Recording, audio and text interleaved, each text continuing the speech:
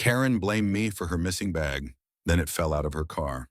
It was supposed to be a normal afternoon. I had just walked out of the hardware store with a small toolbox in hand when she came storming across the parking lot, her voice slicing through the air like a siren.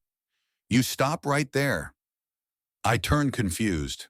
A middle-aged white woman with carefully curled hair and fire in her eyes was pointing directly at me. "You took my bag, it was in my cart, and now it's gone." What I asked, stunned. "Don't play dumb," she snapped. "I saw you walking behind me.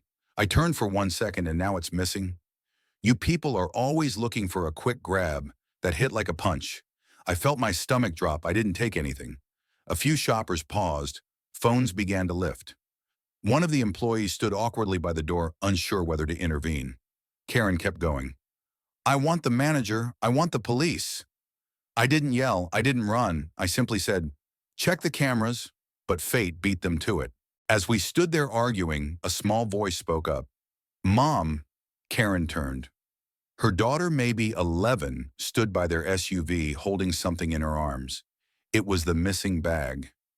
It fell out of the car when you were loading the groceries. I found it on the ground.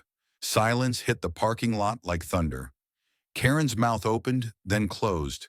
Her face went pale, then red, then pale again. She looked at me, then at the crowd, then back at her daughter. The videos were already being uploaded. HOA's blame then found Karen bag flip. Within hours, the moment went viral. The comments were brutal. People were tired of the same story playing out with different names and the same prejudice. 3 days later, she returned. No makeup, no anger, just quiet. She walked up to me near the store entrance and said, "I misjudged you." And I did it loudly. I embarrassed myself. And my daughter, I didn't say much, just nodded. Sometimes justice doesn't need revenge. Sometimes it just needs truth to land at your feet.